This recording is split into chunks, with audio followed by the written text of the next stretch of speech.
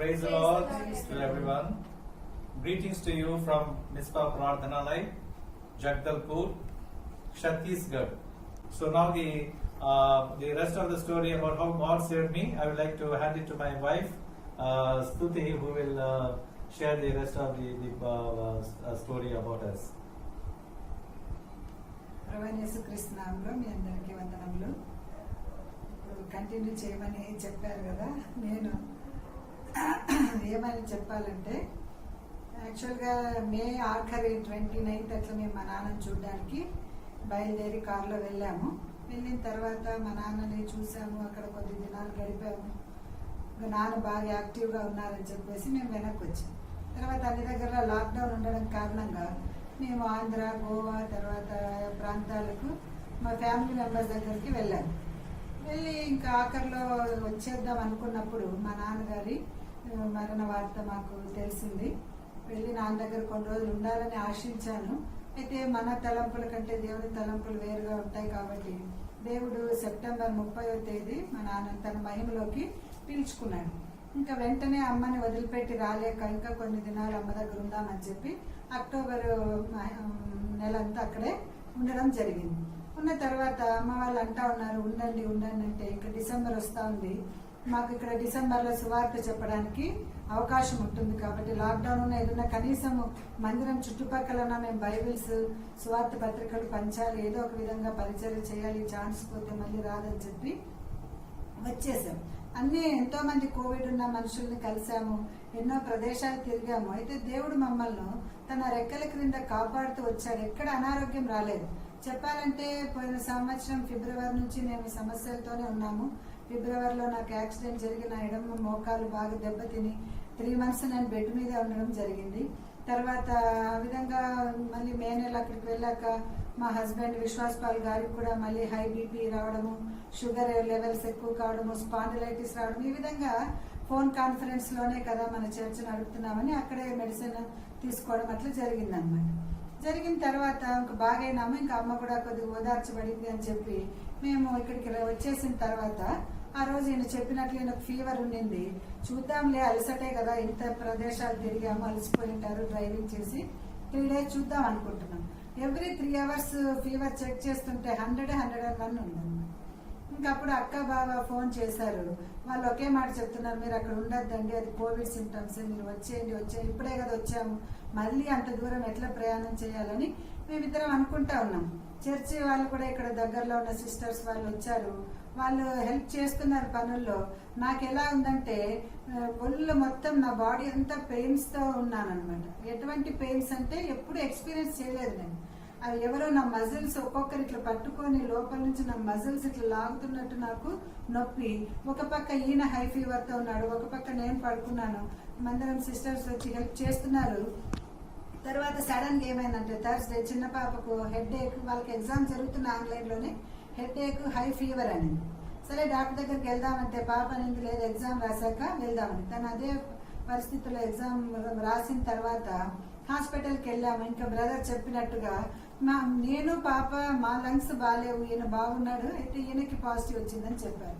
ఇంకా అంతకుముందు జరిగినట్టుగా నేను ప్రార్థన చేసుకుంటున్న అక్క బావ ఒకేసారి ఏమన్నారంటే, మీరు పెద్దల మాట వినాలమ్మా, మీరు ఇక్కడికి వచ్చేయండి అంటున్నాడు. మేము ప్రార్థన చేసుకుంటుంటే మాకు సమాధానం రాలేదు. తర్వాత మా బ్రదర్స్ ముగ్గురు కూడా వారు కూడా ఫోర్స్ చేస్తున్నారు, మీరు ఆంధ్రాకి వచ్చేసేయండి, మీకు ఇక్కడ ట్రీట్మెంట్ అక్కడ ఎట్లుందో, మీకు ఏమన్నా మేము అక్కడికి రాలేము, మీరు ఒంటరి వారు అయితే చెప్తున్నా కూడా మేము ప్రార్థన దేవుడు మాకు సమాధానం ఇవ్వాలని చూస్తూ వచ్చాం.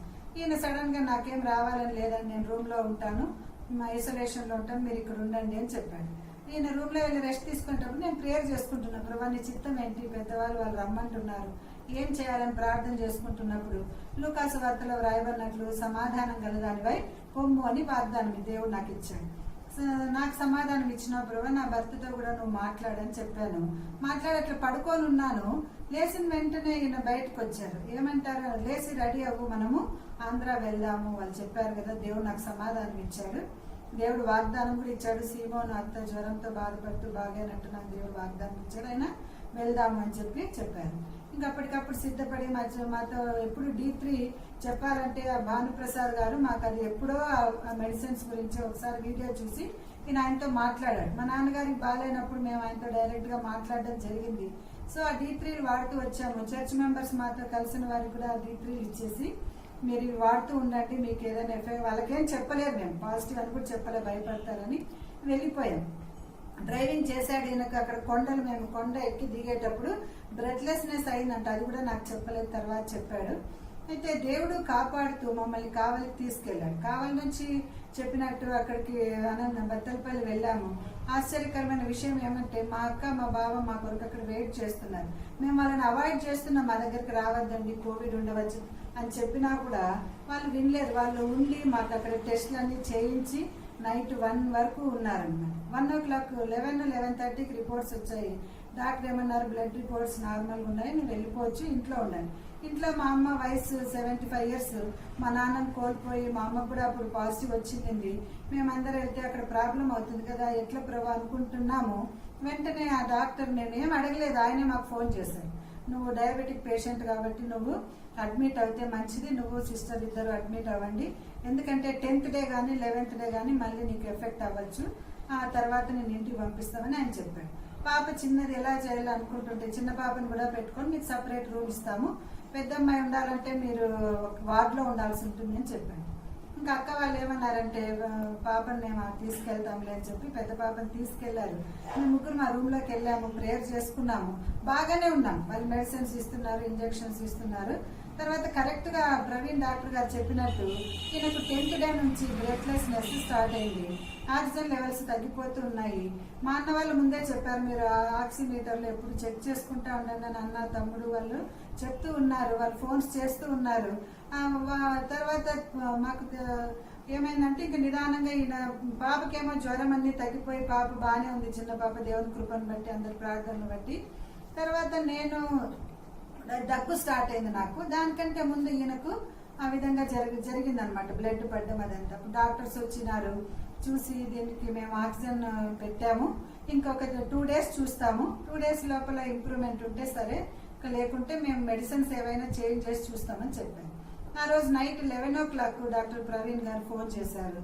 చేసి సిస్టర్ మీరు ప్రార్థన చేసుకోండి, మేమేం చేయలేము, దేవుడే గొప్ప కార్యం చేయాలా, ఎందుకంటే బ్రదర్ కు రోజు ఉదయం మధ్యాహ్నం సాయంత్రం 3 times ఎక్స్రే తీస్తున్నారు, ఆ లంగ్స్ లో ఇన్ఫెక్షన్ అనేది పెరుగుతానే ఉంది, ఆగడం లేదని చెప్పారన్నమాట.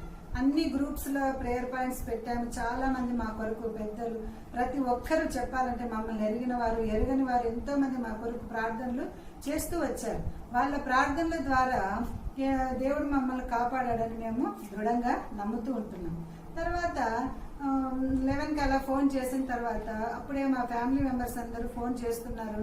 చాలా మంది అంకుల్స్ హెబ్రోన్ నుంచి, ఆయా స్థలాల నుంచి ఫోన్స్ చేస్తుంటే ఈయన మాట్లాడలేని పరిస్థితిలో డాక్టర్స్ చెప్పారు, బ్రదర్ అసలు మాట్లాడకూడదు, మాట్లాడితే ఆక్సిజన్ లెవెల్స్ తగ్గిపోతాయి. నేను పెద్దలతో ఎప్పుడు మాట్లాడలేదు, ఎలా ఫోన్లు మాట్లాడాలని. అయినా కూడా వాళ్ళు క్షేమ సమాచారం కొరకు ఫోన్స్ చేస్తున్నారు కాబట్టి మనం రిసీవ్ చేసుకోవాలని నేను వాళ్ళ ఆన్సర్ చేస్తూ వచ్చాను. తర్వాత నిదానంగా ఏమైందంటే ఆయన 11కి ఆ విధంగా ఫోన్ చేసినప్పుడు నేను రాత్రి కూర్చొని అందరికీ చెప్పాను, ప్రేయర్ చేయండి, డాక్టర్ ఇలా చెప్పాడు అంటే అందరు ఒకే మాట అన్నారు, దేవుడు మీకు నష్టం తీసుకురాడు, ఎందుకంటే మీరు దేవుని పనికని వచ్చారు కాబట్టి దేవుడు మిమ్మల్ని బ్రతికిస్తాడని అందరూ ధైర్యం చెప్పారు.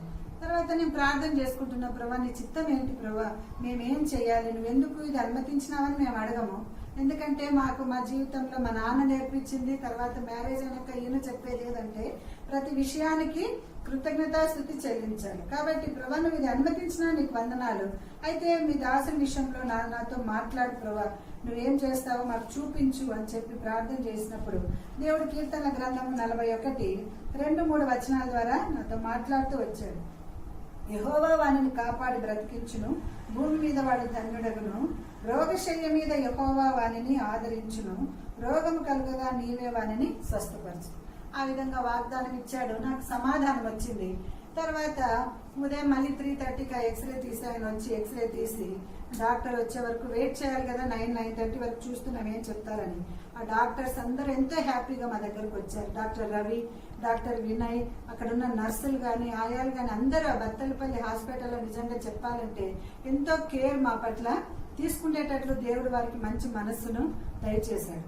ఆ విధంగా వచ్చి మీకు దే ఆర్ ఆల్సో క్రిస్టియన్స్ కాబట్టి వాళ్ళు ఏమన్నారంటే మీకు ఒక గుడ్ న్యూస్, దేవుడు మీకు గొప్ప కార్యం చేశాడు, మీ ఇన్ఫెక్షన్ ఆగిపోయింది, అది ఇప్పుడు స్ప్రెడ్ కావడం లేదు, కాబట్టి వీ కెన్ డూ సంథింగ్ అని వాళ్ళు ఆక్సిజన్ లెవెల్స్ కొద్దిగా చూసి మధ్యలో నెబులైజేషన్ పెడుతూ తర్వాత షుగర్ కూడా ఎక్కువ అవుతుంది, 500 దాకా వచ్చింది.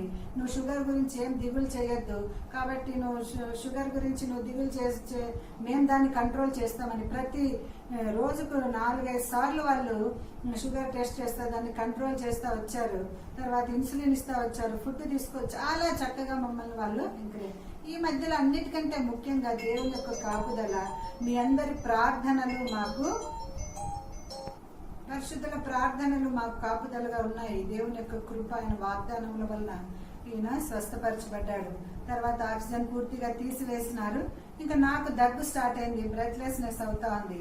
డాక్టర్స్ ఏమన్నారంటే ఇంక మీరు ఇక్కడ ఎక్కువ ఉండటం మంచిది కాదమ్మా, నీకు మేము స్టెరాయిడ్స్ స్టార్ట్ చేస్తాము, నువ్వు స్టెరాయిడ్స్ తీసుకొని ఇంటికి వెళ్ళి యూజ్ చేయని చెప్పి చెప్పడము జరిగింది.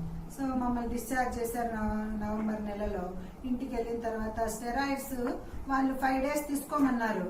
నేను ఇంకొక వేరే డాక్టర్ని కన్సల్ట్ అయినప్పుడు ఆయన అవి వెంటనే ఆపకూడదు, దాన్ని కంటిన్యూ చేయాలన్నాడు, కానీ అవి ఎలా కంటిన్యూ చేయాలని నేను అడగలేదు, ఆయన కూడా నాకు ఎక్స్ప్లెయిన్ చేయలేదు. సో అవి చాలా ఎన్ని వాళ్ళు ఇచ్చారు అన్ని తీసుకోవడం వల్ల నాకు చాలా ప్రభావం చూపించారు. స్టెరాయిడ్స్ నేను స్టార్ట్ చేయగానే నేను ఇప్పుడు మామూలుగానే లా ఉన్నాను, అప్పటికి నేను 120 kilos అయిపోయినా, మొత్తం బాడీ అంతా స్వెల్లింగ్ వచ్చింది. ఇంకా ఒకరోజు ఉదయాన్నే లేవలేకపోయినా నేను, ఎందుకంటే నా 2 కాళ్ళు పడిపోయినాయి అనుకున్నాను. ఏంటి ప్రభా, నేను ఊరికే నిద్రలో అట్లా పట్టుకుందేమో అనుకున్నాను, కానీ అస్సలు నడవలేకపోయాను అన్నమాట. ఇంకా అందరం భయపడి వేరే కొంతమంది మనకు తెలిసిన డాక్టర్స్ కి ఫోన్ చేశారు, ఎట్లా అంటే తప్పుగా వాడినారని చెప్పి మరి ఆ డోసు తగ్గిస్తూ మీరు వాడాలా అని చెప్పారు. అయినా కూడా నాకు 3 days నేను మొత్తంగా నడవలేకపోయాను. అప్పుడు ప్రార్థన చేసుకుంటూ వచ్చాను, ప్రభా నీ సేవ చేయాలి, నీ సువార్త చేయాలి, ఎవాంజలిజం చేయాలని మేము అనుకుంటున్నాము, నా కాళ్ళు ఈ విధంగా పడిపోతే ఎట్లా ప్రభా, ఒకసారి యాక్సిడెంట్ అయింది, ఇప్పుడు ఇలా ఉంది, అస్సలు సపోర్ట్తో నడిచే పరిస్థితికి వచ్చాను. తర్వాత డాక్టర్ ఏమన్నాడంటే నువ్వు స్టెరాయిడ్స్ ఎక్కువ తీసుకోవడం వల్ల నీకు ఆ పరిస్థితి వచ్చిందమ్మా, కాబట్టి నువ్వు అవి మానేసేయి, అయితే ఈ ప్రభావం నీకు చాలా రోజులు ఉంటుంది, దాన్ని అదంతా కదే బాగైపోతుంది అని అన్నాడు. ఒకరోజు ఉదయాన్నే లేచాను 3 o'clock. మా అమ్మ ఎప్పుడు చెప్పేదన్నమాట 3 o'clock లేసి ప్రార్థన చేసుకోమని. సో ఆ విధంగా ఆ రోజు కూడా మెలుగు వచ్చింది, ప్రేయర్ చేసుకుంటా ఉంటే సడన్ గా దేవుడు నాకు, అది నా డైలీ పోర్షన్ కూడా కాదు, ఏమి కాదు, నాకెందుకో అది చదువుకోవాలనిపించింది. జెఫన్యా 3:14లో ఇక్కడ ఏమనుందంటే, అంత వచనం కాదు, పూర్ణ హృదయంతో సంతోషించి గంతులు వేయుడి సియోను నివాసులారా అని. తర్వాత 15th లో తాను మీకు విధించిన శిక్షను యెహోవా కొట్టివేసి ఉన్నాడు. వెంటనే స్తుతి చెల్లించినాను, ఇంకా ప్రేయర్ చేసుకున్నాను. లేస్తే నాకు ఎంత తేలికగా ఉన్నానంటే అంత తేలికగా, అసలు నిజంగా ఈ 3 days నేను ఆ నొప్పితో బాధపడ్డానా అని నాకే ఆశ్చర్యమైంది. ఆ విధంగా వాగ్దానం ఇచ్చి దేవుడు నన్ను స్వస్థపరిచినాడు. మా కుటుంబ సభ్యులు కానీ, మందిరం వాళ్ళ వ్యక్తులు కానీ, మన విశ్వాసులు, తర్వాత వాట్సాప్ గ్రూప్స్ లో మేము ఎన్ని గ్రూప్స్ లో వేసాం, అన్ని గ్రూప్స్ లో కూడా చాలా మంది మా కొరకు ప్రార్థన చేస్తూ వచ్చారు. అదే సమయంలో ఇంకా చెప్పాలంటే సంఘ పరిచర్య కూడా కుంటుపడుతుందేమో అని మేము ఎంతగానో బాధపడుతూ వచ్చాము. ఎందుకంటే ఆదివారము అందరికీ సంఘం ఉంటుంది, అందరు మందిరం నడుపుకుంటారు. ఎవరు చెప్తారు, ఈయన 3 months మాట్లాడకూడదని డాక్టర్స్ చెప్పారు, ఎలా చేయాలి ప్రభా, ఇక్కడ ఉన్న మనుషులేమో 5 ఫ్యామిలీస్ ఇక్కడ కూడుకుంటాము, వాళ్ళని మేము వదిలిపెట్టి వెళ్ళాము, ఎట్లా ప్రభా అని ఆలోచిస్తున్నప్పుడు దేవుడు మా హస్బెండ్ తో మాట్లాడాడు. ఈయన ఏమన్నాడంటే, నాకు బాగాలేదు కాబట్టి నువ్వే చూసుకో అని చెప్పడం జరిగింది. ప్రార్థన చేసుకున్నాను, ప్రభా మన ఫెలోషిప్ లో సిస్టర్స్ మౌనంగా ఉండాలి కదా, నేను ఎట్లా వాళ్ళకు బోధించాలో నాకు ఏం తెలుసు ప్రభా అని ప్రార్థిస్తూ వచ్చినప్పుడు దేవుడు నాకు సమాధానం ఇచ్చాడు. అపోస్తల కార్యములు భయపడక నీవు మాట్లాడమని వాగ్దానం ఇచ్చాడు. సో ఈయన బాగాలేన కొన్ని రోజులు కూడా నేను ఆదివారం ఆరాధన కానీ, తర్వాత ప్రేయర్ మీటింగ్, బైబిల్ స్టడీ ఇవన్నీ తీసుకోవడంలో నాకు దేవుడు సహాయం చేశాడు. కొన్నిసార్లు అమ్మ కూడా మాకు పరిచర్యలో హెల్ప్ చేస్తూ వచ్చింది.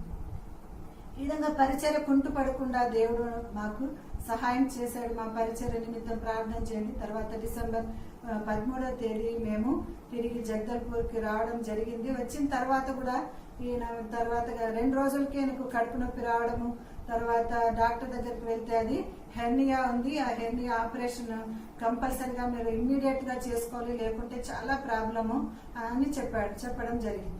ప్రార్థన చేసుకున్నాము. ఇంట్లో వాళ్ళు కూడా మళ్ళీ అక్కడ ఎట్లా మీరు రండి అన్నారు. అయితే దేవుడు మాకు సమాధానం ఇచ్చాడు. అనేకమైన వాక్య భాగాలతో మాట్లాడి ప్రభాను సహాయం చేస్తా అని చెప్పి డిసెంబర్ 23వ తేదీ హెర్నియా ఆపరేషన్ లోపలి తీసుకెళ్లేటప్పుడు కూడా డాక్టర్ అది ఓపెన్ అయితే గానీ దాని సీరియస్నెస్ నేను చెప్పలేనమ్మా, మీరు ప్రార్థన చేసుకోండి అని డాక్టర్ చెప్పి లోపలికి వెళ్ళాడు. అయితే దేవుని కృపను బట్టి అప్పుడు కూడా అందరి ప్రార్థనలు బట్టి మా దేవుడు ఆపరేషన్ సక్సెస్ కావడానికి సహాయం చేశాడు. అప్పుడు కూడా 3 months ఈయన బెడ్ లోనే ఉండాల్సి వచ్చింది. అయితే ప్రభు సహాయం చేస్తూ వచ్చాడు పరిచర్యలో. తర్వాత సంఘంలో వ్యక్తులు కూడా మాకందరూ ఎంతో సహకారిగా ఉంటూ వచ్చారు. మీరందరూ కూడా ప్రతి ఒక్కరూ మమ్మల్ని ఆదరించారు, ఫోన్ ద్వారా ఆదరిస్తూ వచ్చారు. మీ అందరికీ వందనములు. మేము ఇంకా ఎవరికైనా ఫోన్ సరిగా ఆన్సర్ చేయలేకపోయింటే, సరిగా మేము రెస్పాండ్ కాలేకపోయింటే యేసుక్రీస్తు నామములో మమ్మల్ని క్షమించండి. ఎందుకంటే ఆ సమయంలో ఆ పరిస్థితి ఆ విధంగా ఉండేది. సో మేము ఇప్పుడు ఒకటే నేర్చుకున్నాం, ఏమంటే ఈ జీవితము దేవుడు మాకు ఇచ్చాడు కాబట్టి ఇది దేవుని పని కొరకే మేము ఈ జీవితాన్ని మేము మా పిల్లలు కుటుంబం 4 ఉన్నాము. 4 సువార్తలుగా 4 సువార్తలుగా ఇతరులకు మేము కనిపించాలని, దేవుని పరిచయం కొనసాగించాలని, ఎక్కడైతే సువార్త అందించబడలేదో అటువంటి ప్రాంతాలకు మేము వెళ్ళి సువార్త ప్రకటించాలని మా ఆశ. ఈ ఆశ దేవుడు తీర్చినట్లు మీరందరూ మా కొరకు ప్రార్థన చేయండి. అవకాశం ఇచ్చినందుకే ప్రభు వందనాలు చెల్లిస్తాం. So, as my wife has shared the testimony about how both of us, God saved us. So, now I will ask my daughters to come and share their experience because both of them, they were so lonely and they are feeling very much down, and because we who are the parents, both of us were sick with this deadly disease.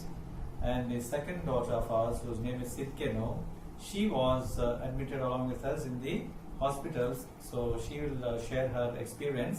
And after that, my elder daughter Glory, she also will would like to share her experience. Praise God, everyone. My name is Sidkenu, Jerusha-PART-2, and I'm the daughter of BroVisvasPaul and Stuthi. I am going to tell you how I experienced everything while we were tested positive. First, Dad, he was feeling really weak after we traveled everywhere, and then he slept in the room, and I was like, I wanted to sleep next to him because there was no place next to Mom and Sis.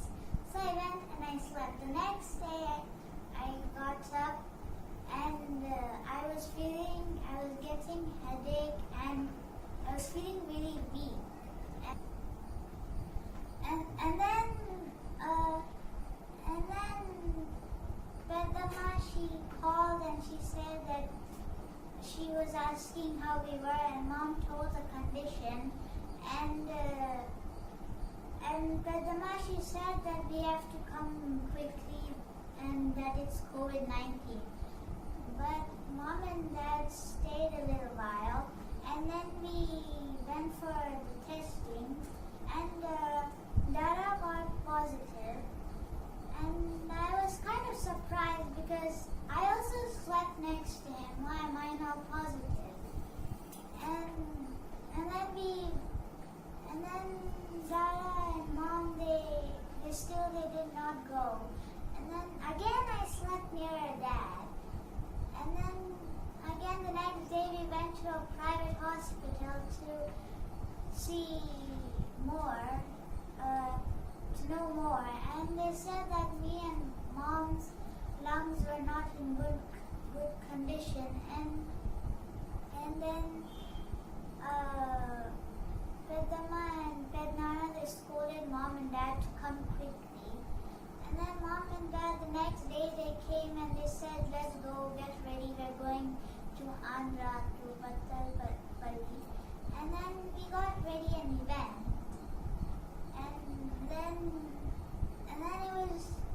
Then we got positive, me, Mom and Dada. And Akka, she was not positive somehow. And then I was kind of heartbroken and I cried, saying that my sister is not going to be there with me.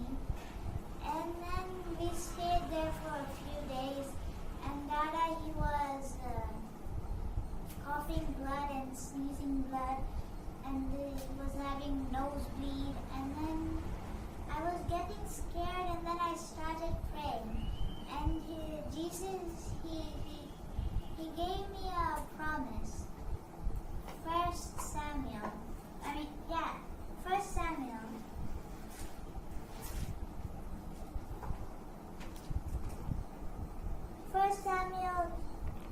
Chapter 12 and verse 10 is written, and they cried unto the Lord and said, We have sinned because we have forsaken the Lord and have served Baalim and Ashtaroth.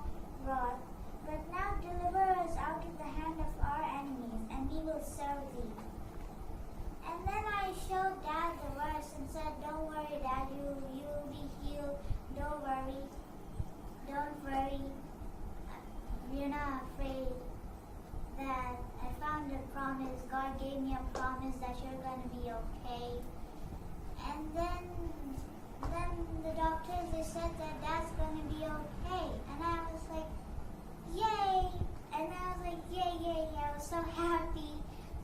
And then when we came home, we went to Orokonda, and then Mom, she started getting all those pain, and she couldn't move. She was swelling like a teddy bear. I was kind of feeling scared again.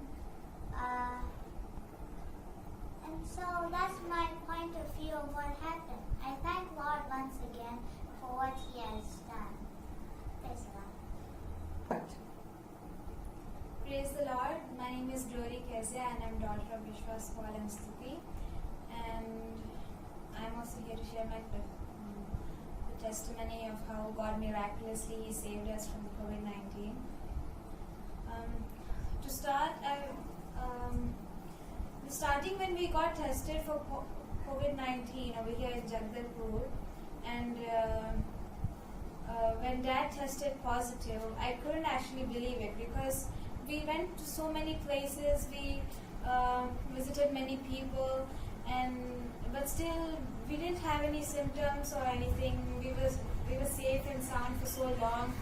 So I was really shocked that we were tested positive. Dad was tested positive, and I was also scared because during that time, if the COVID patient was a diabetic or had heart problems, it took a very big toll on them. So I was also really scared.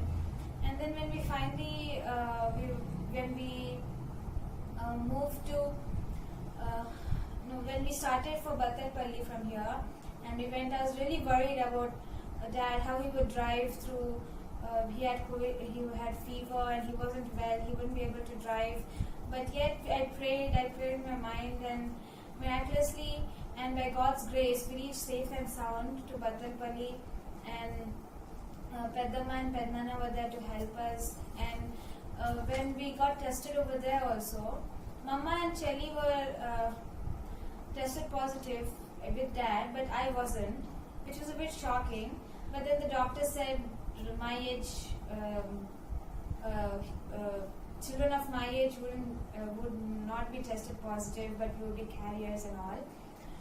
And then when the doctor told them to stay in the hospital, I knew it was for their good. Even though I was a bit sad, I'd stay away from them. I knew it was for their good, so that they would be safe and they would be treated properly. And then that night, after getting tested, with Peddamma and Pednana, I came back and we went to Orokonda. And I was over there while Mom, Dad and Sis were in the hospital. And I used to speak to them on the phone or call and keep in contact with them. At the same time, when I was in Urukonda, I had uncontrollable cough. I had cough and I had no taste.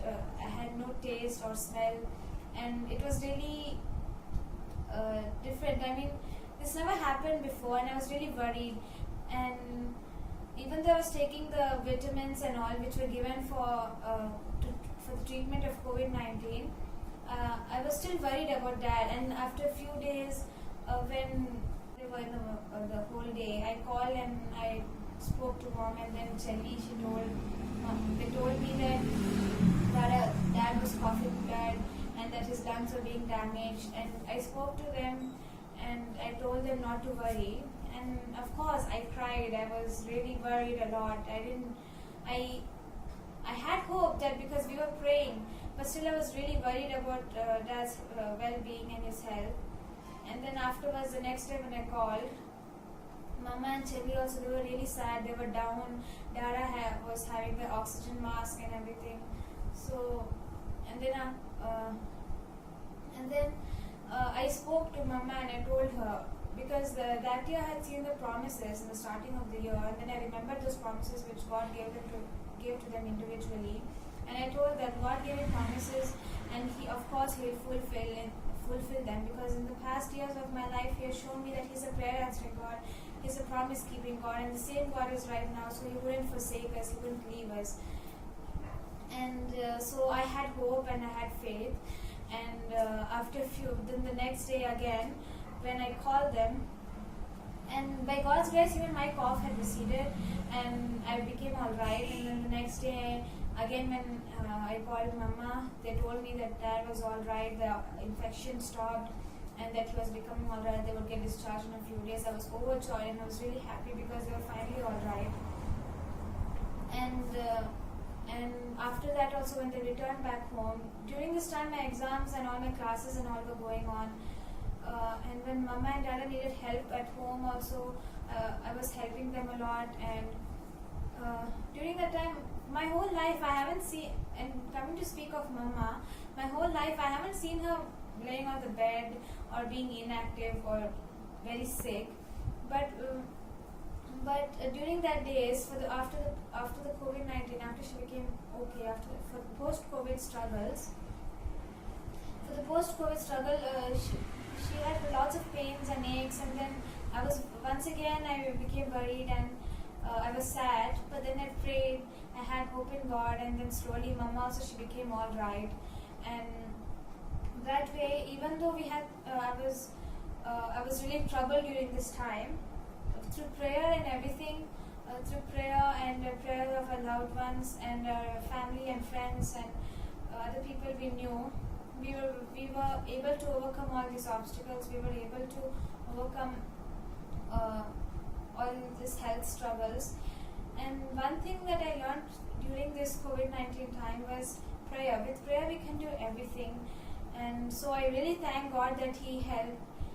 I really thank God that He has helped us overcome these problems. And once again, thank you for giving me this opportunity to share my testimony. Praise the Lord.